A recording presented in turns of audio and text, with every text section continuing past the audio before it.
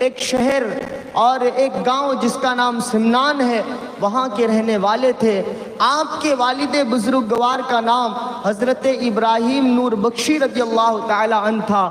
جب حضرت ابراہیم جو تھے وہ ایک بہت بڑے اپنے وقت کے بادشاہ تھے اور ایک سلطنت کے مالک تھے، اللہ اکبر، حضرت ابراہیم کے یہاں کوئی اولاد نہ تھی، حضرت ابراہیم کے یہاں کوئی بیٹا نہیں تھا، بیٹیاں تھی، بیٹا نہیں تھا۔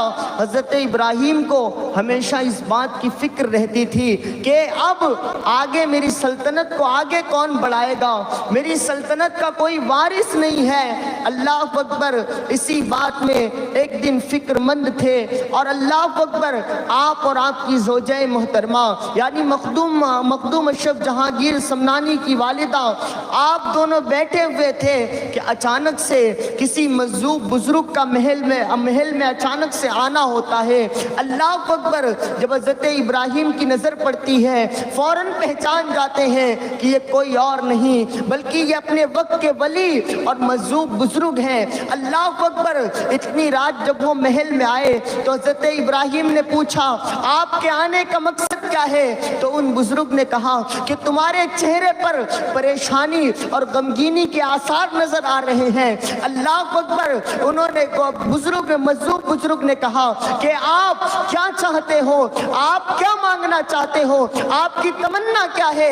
تو حضرت ابراہیم کہتے ہیں کہ دراصل بات یہ ہے، مجھے فکر ہے کہ میری سلطنت کو آگے کون بڑھائے گا، میری سلطنت کا کوئی وارث نہیں ہے، اور انہیں پتا تھا کہ یہ مجذوب بزرگ ہیں، اللہ کبھی اپنے محبوب بندوں کی ٹالا نہیں کرتا ہے۔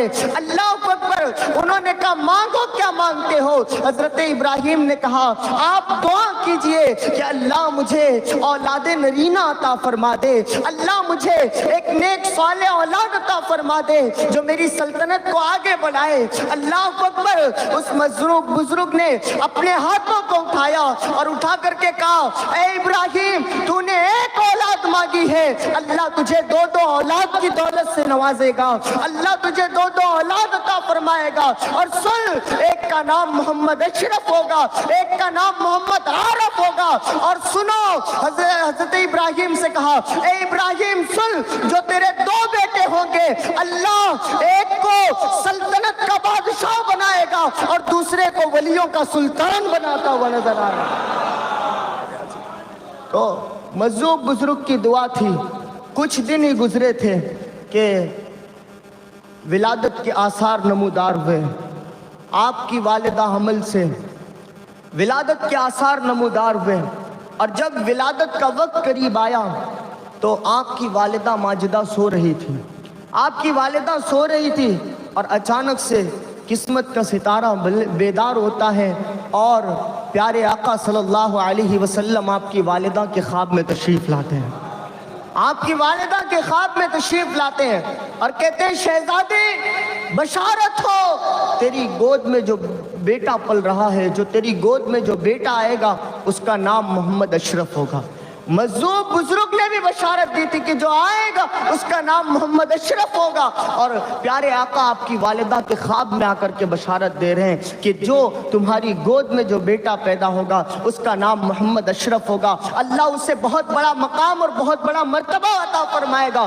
بتاؤ یہ کون کہہ رہا ہے؟ یہ مصطفیٰ جان رحمت کی زبان ہے، جن کی زبان کے بارے میں کہا گیا وَمَا يَنطِقُ عَنِ الْهَوَىٰ إِنْ هُوَ إِلَّا وَحْيٌ يُوحَىٰ، وہ اپنے آپ سے کچھ نہیں کہتے بلکہ جو ان کی زبان سے نکل جائے وہی خدا کا کلام بنتا ہوا نظر آتا ہے۔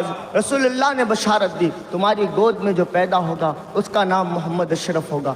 جب مخدوم سمنا کی ولادت ہوئی، محل میں خوشیوں کا ایک کوہرام برپا ہو